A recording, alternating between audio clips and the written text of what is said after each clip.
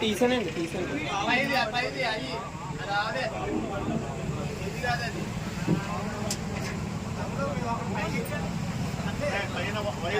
పైన వైర్లు ఉన్నాయి చూసుకోయా ఈ పక్కెళ్ళు మనకు అలవాటే డ్రైవింగ్ కొత్తవా తీసి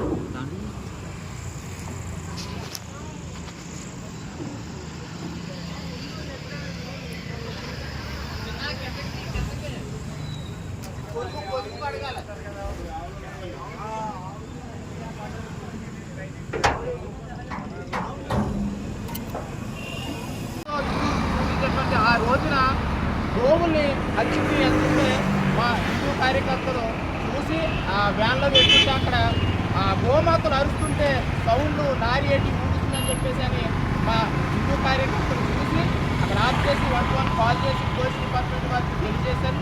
అయితే ఆ విషయం పట్ల నిర్లక్ష్యం చేసి ఎస్పీ గారు కానీ ఎస్సీ గారు కానీ చాలా దారుణంగా ఆ వ్యాన్ని మా హిందూ బంధువులు అడ్డుపడితే అక్కడ తాగుబోతులు తిరుగుబోతులు వచ్చారు, అల్లరి చేస్తున్నారని సంబోధించారు.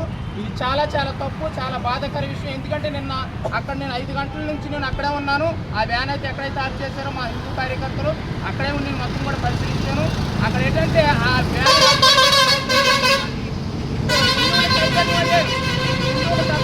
లేరు, హిందూ ధర్మం కోసం పనిచేసే కార్యకర్తలే కాదు, అక్కడ పబ్లిక్ హిందువులు మొత్తం అందరూ కూడా వచ్చారు. లోపల ఉన్న రైతులు కూడా వచ్చారు. అక్కడ కొంతమంది దారి వెళ్ళేటువంటి హిందువులు వాళ్ళు కూడా హిందువులే కదా, వాళ్ళు కూడా బాధ్యత ఉంటుంది కదా గోమాతను రక్షించుకోవాలి. వాళ్ళు వచ్చి కొద్దిగా అడావిడి చేశారు. మా గోవులు మాకు కావాలి రక్షించుకోవాలని.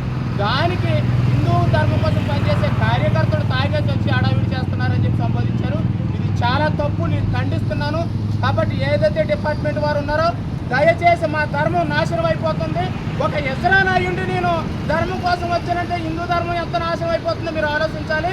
కాబట్టి మా ధర్మాన్ని మేము కాపాడుకున్నాం, మేము ఎవరిని ఇబ్బంది పెట్టట్లేదు. దయచేసి గోవుల్ని రక్షించుకోవాలని చెప్పి మేము పోరాడుతున్నాం, మా ప్రాంతయాగాలు చేసుకుని. అటువంటి వాళ్ళు మీరు మాకు సపోర్ట్ చేయకపోతే ఎవరు సపోర్ట్ చేస్తారు? ఎవరికి చెప్పుకోం మా బాధలు.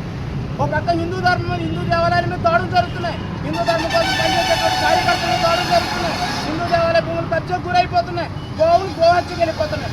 ఇంకేమైపోవాలి? మేము హిందూ ధర్మం భారతదేశం హిందూ దేశం వల్ల ఏంటి? మేము పాకిస్తాన్లో ఉన్నామా, బంగ్లాదేశ్లో ఉన్నామా? మాకు ఏం అర్థం కావట్లేదు.